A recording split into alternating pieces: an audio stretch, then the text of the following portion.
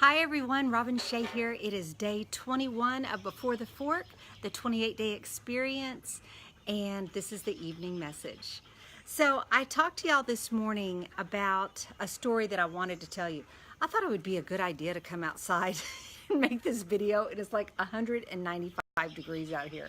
So if I'm sweating, I apologize, but whew, it's a lot warmer than I thought. Anyway, I was talking to y'all this morning and I told you that I wanted to tell you my story about dyslexia. So kind of go back to my school years. Hey Reagan. Hi Tammy. So glad y'all are joining me. Okay, so go back to my school years, and I was not a stellar student in school. I always attributed that to the fact that I started school at a very, very young age, and I was always the baby of the class. I mean, baby of the class. So I thought, well, maybe I should have started school a little bit later. And I didn't fail classes, but I didn't really learn. And I just muddled through, and I could kind of fake it and piece things together. But to say that I went through my educational years, my primary years, I didn't take away from that all of these wonderful stories of being educated that other people came out of school with. I just didn't get that. Well, let's flash forward. My husband and I had been married, I don't know, 10 years. Hi, Theresa. And Greg is assembling like a little piece of IKEA furniture, you know, something that it had instructions, and I'm reading the instructions to him, and he keeps telling me, Robin, that makes no sense. And I'm like, it says it right here on the page, and I'm holding the instructions and I'm reading them again. And granted, it didn't make any sense, but I thought it would make sense to him. So he gets up, and hi, Theresa. And he comes behind me and he's reading over my shoulder. So I'm holding the paper like this. He's reading it out loud over my shoulder. And as he's reading it for the first time in my life, I see the words start jumping on the page. And it was the connective words of and who and what. It was those words that were jumping all over the page. I had never seen that before. And all of a sudden, all of my young primary education, secondary education, all of it made sense because I never grasped the basics of just reading. That was like I said, and I was a grown woman. And that was the first time I recognized that I must have struggled with this form of dyslexia my whole life. I do remember when I was a child reading in school. Hi, Karen. And I would have to read it again. And then I would go back and I would say, okay, none of that stuck. And I would have to read it again. So anyway, I realized, okay, this is a thing. So I'm 28, 29 in that neighborhood. Greg and I had been married about 10 years. So I was probably in my early 30s. I had small kids when this happened. And then some other things started to make sense. When I was about 19, well, no, I was probably 15. I got my first set of cassette tapes, and they were from a gentleman named Tom Hopkins, and my dad had bought them for me, and I loved listening to these audio tapes, these little cassette tapes, and I could memorize everything that he said. Well, then I started, buying more and more cassette tapes. So as soon as I didn't make the connection to my reading and my audible learning, but by the time I was 20, I had a tape library of Napoleon Hill, all kinds of wonderful early teachers in my life. I had this huge library, and I continued to learn through audible learning. And it wasn't until that incident with my husband reading over my shoulder and me seeing the words jump around on the page that I made the connection, because I can grasp any concept. And that's why to this very day, I don't steer away from reading. And I do read, but I cut myself some slack. Typically what I'll do is I'll buy the book and I'll buy the audio. At the same time, I'll listen to the audio, I'll follow along in the book so I can highlight and go back and reflect on whatever it is that I was reading that I wanted to go back and study a little bit more. So I guess the reason I wanted to share that story with y'all is because something in my childhood made absolutely no sense to me.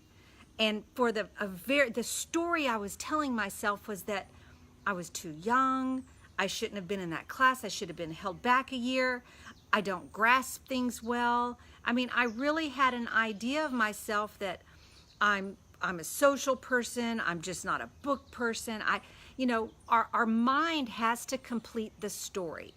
So if we only have bits and pieces of the story, and I'll give you some more examples of that, but if we only have bits and pieces of the story, our mind is going to fill in the balance, okay? Because our mind doesn't like a mystery. It likes a closed loop. So it's going to fill in the balance of whatever's missing from that story. So because I was unaware that I had a reading disorder, or that I just read and processed information differently, I made up all kinds of scenarios that would complete my circle, complete that loop. So now I have a story that I've been telling myself 28, 30 years of my life, well, at least from my school age to my young adulthood, that labeled me someone that didn't learn easily. And then when I made the connection, I could rewrite the story. Because I remember having discussions and conversations with people because I was rather educated in my field. In my field, the things that interested me, I was rather educated in. I self-educated because I continually fed myself information through the format that I learned, which was audibly. But I never looked at myself like that. And people would say to me, you know so much about this subject. And I never felt educated until I realized that I did learn differently and that I shouldn't diminish the way that I learn just because it's not the way everyone else learns. So I started doing some research on others that went on to have very successful careers and lives that also struggled with either an attention deficit or a reading disability or whatever their challenge was. And the common link, what I thought was so interesting, is that the struggle that they experienced in school almost always empowered them to be incredibly resourceful in the areas of their life that they had interest in. And in my case, I was very resourceful. As a matter of fact, I would read books into a recorder so I could listen back to them with the little hiccups in my reading and the stuttering, because I could eventually make it out. Knowing what words jump, then I could always put them back in the right place once I discovered what it was that was going on. So I would read into a recorder and then listen back to what I had read so that I could make sense of it's almost like I was focusing so hard on the reading that the absorption of what I was reading wasn't taking place. So I would read it and focus on getting the words right, then I would go back and listen to it so that it could make sense to me. Does that make sense to you? Does that make sense to you? Anyway, what it did for me and what it did for others that struggle is that it turns on a little part of us that makes us very, very resourceful in a lot of different areas of our lives. And that's exactly what it did to me. So, broaden your perspective. If there's something in your life that you have struggled with since you were just a little bunchkin like me, something that just didn't make sense to you, and why maybe you completed that story, you filled in those missing blanks with information that is disempowering, go ahead and rewrite that missing information. You can do that. You can rewrite that missing information to build you up and make you feel better about who you are. You know, what I have done with my little loop is acknowledge the old story, which was just not that smart of a cookie, Rob. You just can't quite you can't fly with the eagles. You're down there with the buzzards, so just live with it. That was kind of the story I told myself about my inability to grasp and to learn information like everyone else around me seemed to be able to do. And the new story that I created is that sometimes creatives tap into things that it comes more easily to are never challenged to tap into. So this new story, it makes me feel a little special, and it makes me feel like, yeah, you may have had some challenges, but out of those challenges, you gave birth to a creative side, and to a resourceful side, and to a determination that if you don't have those challenges, those things never truly cultivate. So my challenge for you tonight is find an area of your life that you have filled in those missing blanks with a less than empowering story, and take some time to rewrite the missing chapters, and you finish the link, you finish the complete circle the way that it empowers you, and stop living that old story. Now, a beautiful example of how our mind, and that is truly a neuroscience fact, that our mind will complete the story. And it typically completes the story foreboding joy, meaning it completes the story and protects us. So as dark as we can paint that story, it keeps us safe. You know what I'm saying? So as not to build up our hopes or build up our dreams or build up our anticipation so that we're not disappointed. So you can also think about it when you hear maybe one or two pieces of gossip and you don't know the whole story, and you finish that loop with different scenarios because you can't leave that loop open. So your mind goes to work filling in the missing pieces, and before you know it, that person that you heard the story about, it doesn't resemble in the slightest what the truth is, because your mind had to complete the loop.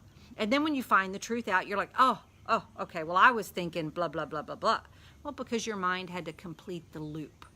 So be conscientious of that. Take some loops that are unhealthy in your life that you filled in those little missing pieces, and I want you to fill them in with the most empowering story that you can find. Do not be afraid to put yourself out there.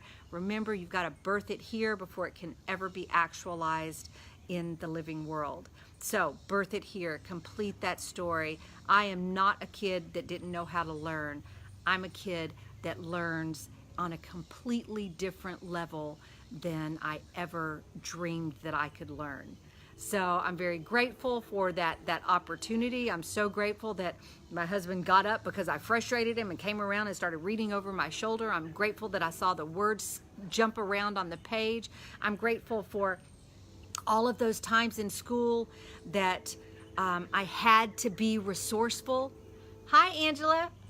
Because I just didn't have any other way to make it through. So I had to lean into my resources, which means I had to activate my creative mind. And I had to open my eyes and open my heart to different alternatives in order to muddle through that situation. So find the circle, find the missing pieces that you filled in with your less than empowering thoughts, and rewrite your circle. Okay, y'all have a super blessed night. I'm grateful to share that story with you. It's kind of a personal story, but hopefully it's one that ministers to some of you out there. All right, y'all have a beautiful night, and I will talk to y'all first thing in the morning. Bye-bye.